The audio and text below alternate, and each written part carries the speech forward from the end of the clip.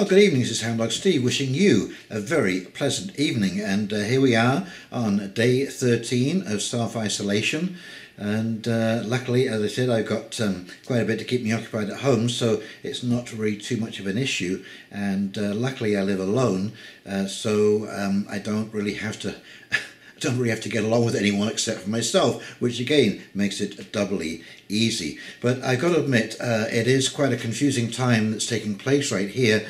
And as you probably noticed, the news is completely conflicting.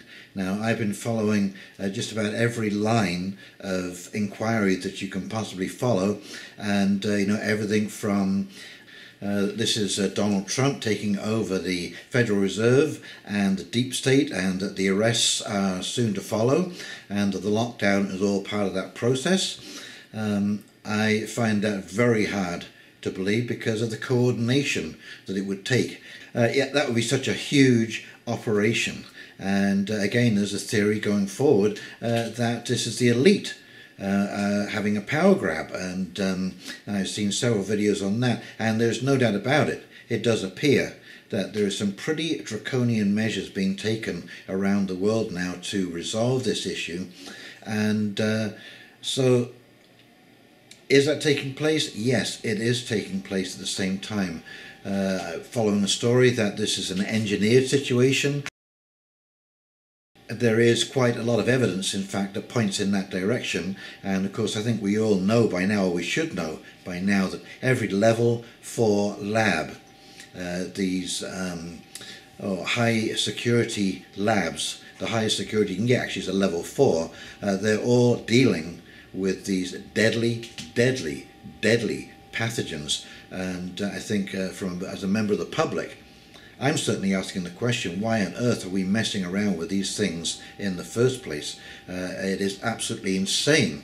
And I think we all realise that at some point or another, this was going to happen. There was going to be an accidental or deliberate, we don't know that yet, but I'm assuming that this is accidental again. And so yes, there is evidence that there's a possibility one of those animals was sold as live food out of the back door of the level 4 lab in CA. And of course, got to say here, we're going to play this silly little guessing game because YouTube can't handle the facts, and you can't talk in real words, because if you do, you're immediately demonetized and possibly your video is taken down. And to be quite honest with you, a little bit of a rant here, I'm getting absolutely sick and tired of this nanny state attitude by YouTube. When basically every news outlet on the planet is talking about this subject, and YouTube decides that you can't talk about it. It's disgusting, and YouTube should be absolutely ashamed of their behaviour. It's a disgrace. It's an absolute disgrace. So what are the other theories? Well, that this is a zoologic situation. This was just one of those weird jumps from the animal world into the human world, and now it's taken off like wildfire. And again, that is a possibility. We just don't know, and that's the unfortunate thing, is that we can't trust our media, because I'm seeing lots of footage of empty hospitals. It's kind of interesting, some of the footage that is coming up to contradict this. I'm seeing lots of great work by Amazing Polly. If you haven't checked out Amazing Polly, you need to go and check out some of the work this woman is doing. It is absolutely stunning research. And as she gets into Event 201, which is sponsored by Bill Gates, Mr. Vaccine himself, and it talks about exactly what is taking place today. So I would encourage you to follow all of these stories, because one of them, at some point, the truth is going to get closer and closer to the surface. In today's internet world, you can't keep things a secret for long, and it will percolate to the surface, and it will have to, just because of the size of the play here. I mean, we're talking staggering dimensions. And one thing that we do absolutely know for sure is that something huge is taking place here. Now, let's say whether this is a complete hoax or not, that is yet to be told. Like I say, I'm not discounting any theory, but I can assure you of this: the world does not turn its economy on a dime like this. This is like having a train going downhill flat out and hitting a brick wall and standing this whole train on its nose. And you can't do that in our kind of world. It just will not work. Like I've been shut down for 13 days now. It's been extended till April the 13th, and I fully expect it to be extended to the end of April, around about the beginning of May. I'm expecting I may be able to go back to work. Now the government is handing out a stipend, which I am grateful for, because it will help me to get over the hump, and I can probably manage to keep things together with that stipend and not completely go bankrupt and start a chain of events that can't be undone, or just end up costing you a lot of money because you're NSFing a check at $60 a pop. I mean, it's unbelievable, the penalties today. If you start getting into financial trouble or you miss payments, absolutely staggering. Now, property taxes have been waived until June this year, and you don't have to do your income tax filing until June as well. So there has been some accommodations have been made. That's absolutely for certain. So as I say, if we end up getting locked down until May or June, that is potentially 10 weeks at home. That is an awful long time to be spending in each other's company. This is going to be very, very tenuous. And so I would say right now you need to be sitting down as a family, okay, and coming up with some kind of plan. I think you need to inventory all of the things that you have and try and imagine, how many meals per day for how many people are you going to have to provide. Look at what provisions and supplies you have and push that out. Okay, we're going into the 1st of April, April Fool's Day. Push that out for 30 days. Can you put food on the table for the next 30 days for your family? Can your bills be paid for the next 30 days? Do you have those bases covered? If not, you need to actually contact these people. Don't keep people in the dark. Explain your situation. This is going to mitigate things at the very least, because we don't know how long this is going to be for. I'm hoping that if it goes on beyond, into June, and we've got another month of this, that there is going to be some leniency on people who are struggling with this situation. But it's definitely going to lead to frayed tempers. It might actually be a good thing for couples to sit down together and have a discussion about how they're feeling about this. And be honest with your feelings. If you're feeling angry and frustrated and panicked and what have you, share that with your partner, because I'm sure they're feeling exactly the same way. Okay, don't be the big brave person and take it all on your shoulders and then get angry because nobody's helping. I think this is a time when families need to be open and speak plainly with each other. Include your children in the discussions, because they're going to be going through this with you, and they need to understand that this is a difficult time and you are going to be confined to a relatively small area for quite a while. And I think, when you involve children in the situation, in the planning, maybe turn it into a bit of an adventure. I know it might not seem like that right now, but try and make it a sort of camping at home adventure, and have a brainstorming and ideas session with the whole family. If you have elderly parents living with you, or aunts or uncles, or whoever it is, everybody needs to be included in the conversation. You need to decide what chores need to be done and who is going to take care of those chores, how they're going to be allocated. Keep yourself busy. Have some kind of a plan or a schedule. Have a way which you can have alone time.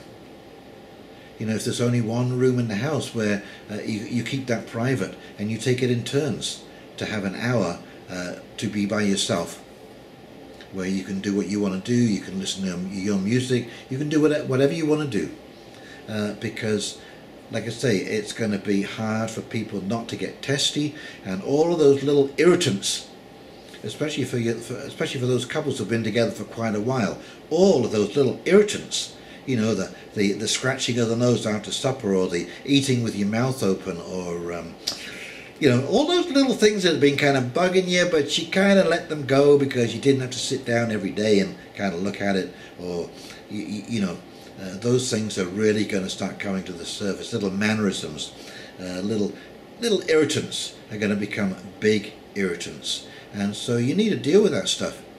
You need to talk that stuff out before it becomes a huge issue.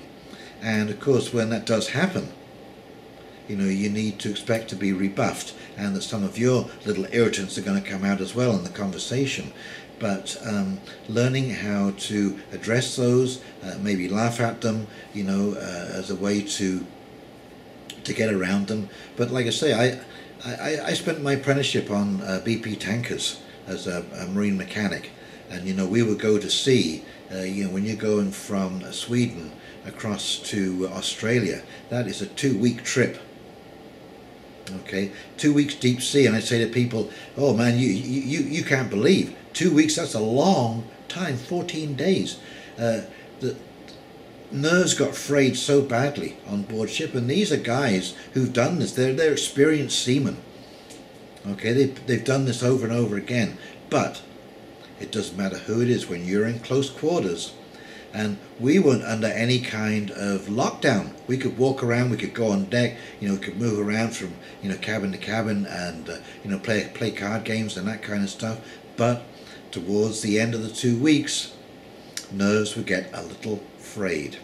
Okay, so bear that in mind and try and head that off before it actually happens, because you know, having an argument in a confined space with the whole family involved is going to be not pretty.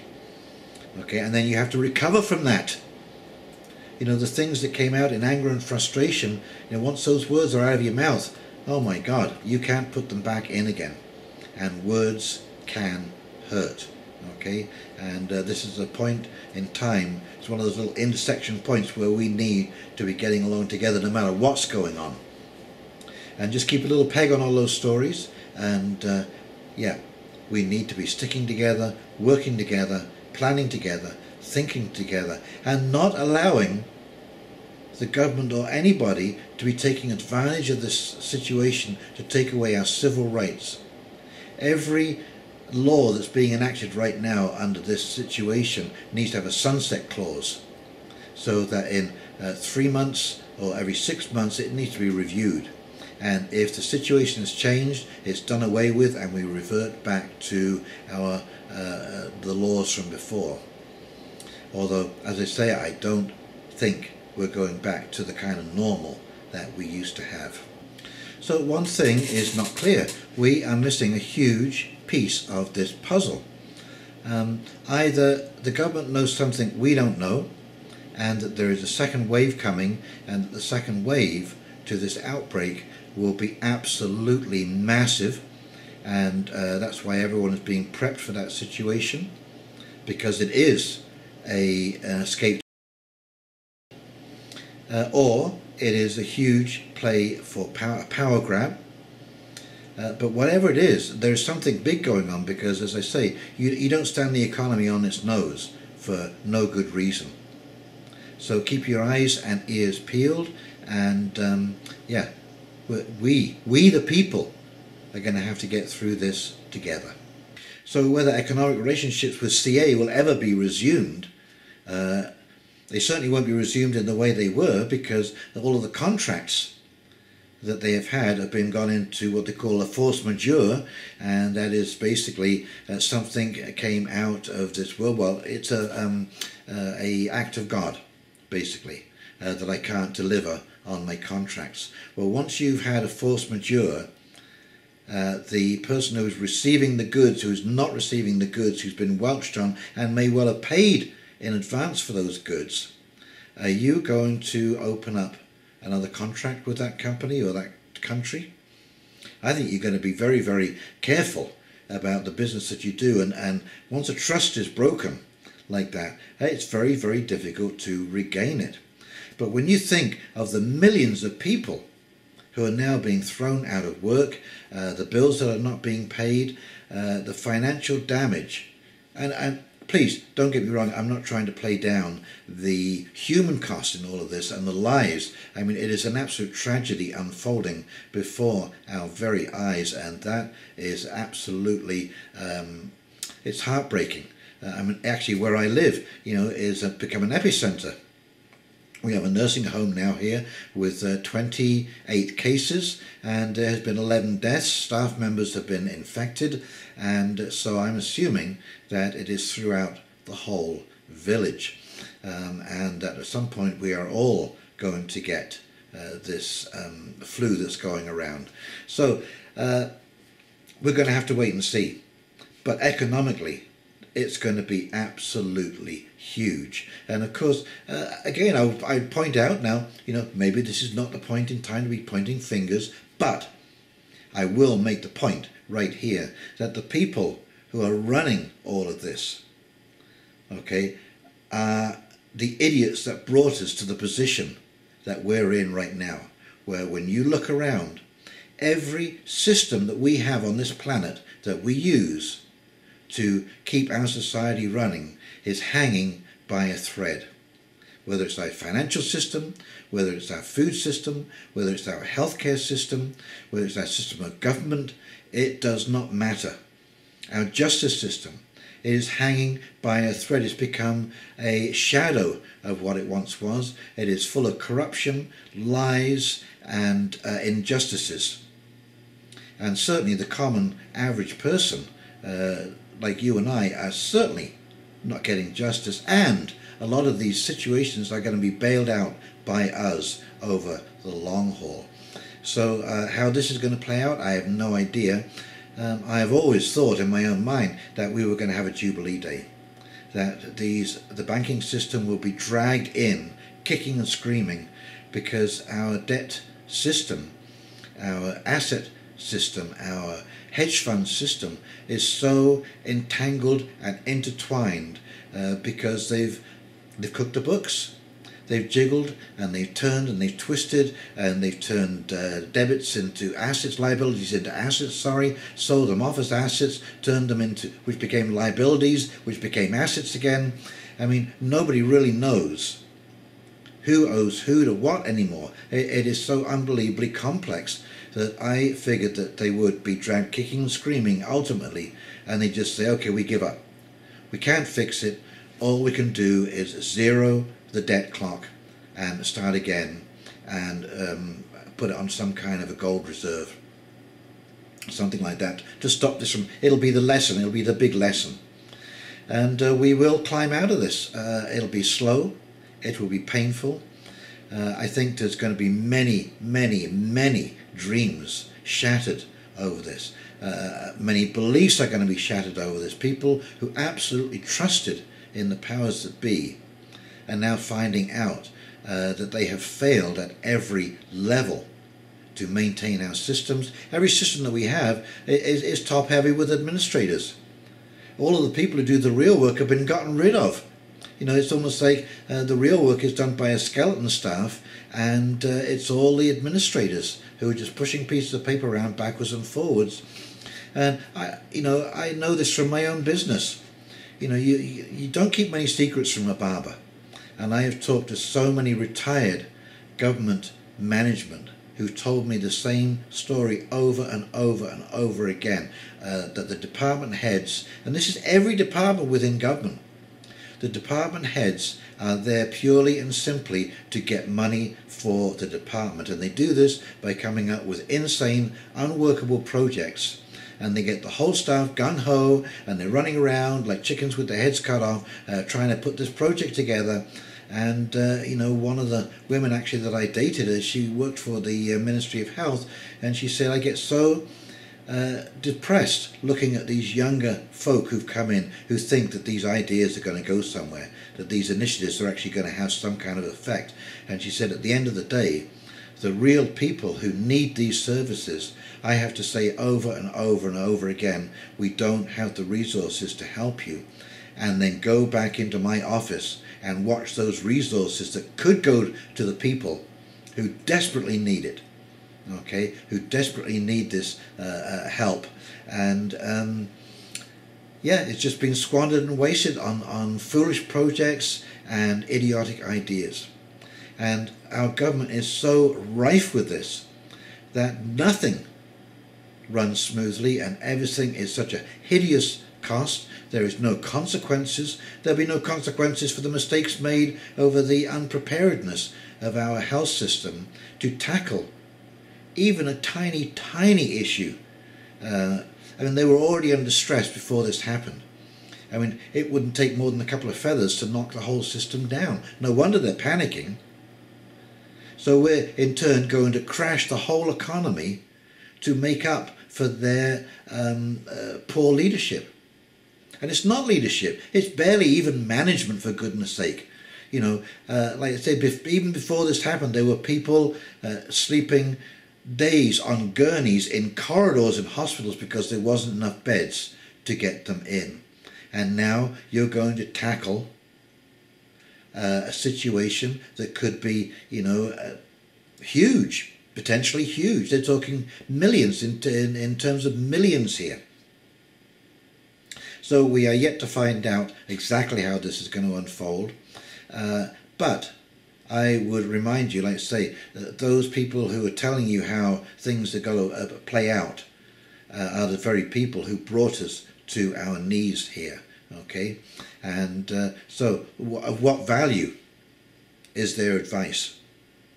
And you might say that's a little unfair of you, Steve, but I'm damn skeptical. At the age of 66, I'm damn skeptical. I've seen so much crap and BS rolled out with all the best intentions in the world just to get screwed up by the mismanagement, which has cost money. In some cases it's cost lives, the bureaucratic bumbling. I mean, it's been unbelievable. And when you try and go and you know, point out some things or try and get some change to take place, you know, they vilify you. As Amazing Polly said, when you talk about this stuff, you know, you get black labeled as a conspiracy theorist, as an idiot. They call you names, they call you down, they try and you know, discredit you in public. I mean, it's unbelievable.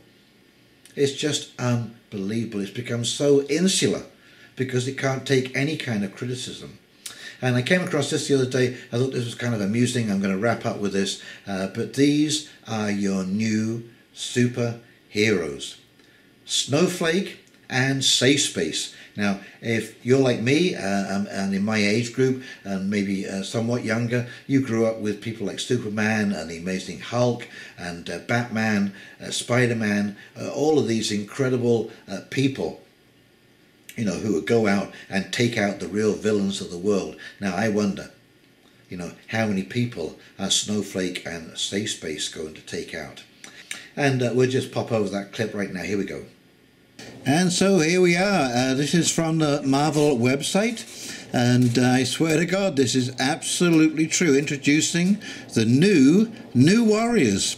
The classic team reunites to mentor a new generation of heroes by Marvel. And here they are, Snowflake and Safe Space. Now, I don't know if any of you can see the irony, as I can, from this diverse people of colour. I mean, can you imagine calling a diverse person of colour a snowflake? I can just imagine the repercussions. Anyway, they both look pretty androgynous, except one's pink, and of course the boy's pink, and the girl is blue. Now you can see he's a little bit more muscular than Snowflake, but there you go. Anyway, I will just read to you what it says about Snowflake and Safe Space. Psychic twins. All twins are psychic, but we're psychicer. Snowflake. A cryokinetic can materialize snowflake-shaped shuriken projectiles for throwing. Safe Space can materialize pink force fields, but he can't inhabit them himself. The reflex only works if he's protecting others. They're hyper-aware of modern culture and optics, and they see their superheroics as a post-ironic meditation on using violence to combat bullying. They're probably streaming this. Snowflake and Safespace are twins, the writer says, and their names are very similar to screen time. It's this idea that these are terms that get thrown around on the internet that they don't see as derogatory. They take those words and kind of wear them as badges of honor. Safespace is a big burly, sort of stereotypical jock. He can create force fields, but he can only trigger them if he's protecting somebody else. Snowflake is a non-binary and goes by they, them, and has the power to generate individual crystallized snowflake-shaped shurikens. The connotations of the word snowflake in our culture right now are something fragile, and this is a character who's turning into something sharp. Snowflake is the person who has the more offensive power, and Safespace is the person who has the more defensive power. The idea is that they would mirror each other and complement each other. So that is another thing that you have to bear in mind, that the very people who dreamed up these superhero characters, this is the generation we're looking at. This is the generation we're looking at. And as I say, I wonder how many people are going to be protected by Snowflake and Safespace. Okay, well, if you enjoyed this video, please like, comment and subscribe below. And in the meantime, this is Hound Dog Steve wishing you a very pleasant evening, and we'll talk very, very shortly. See you now. Take care. Bye.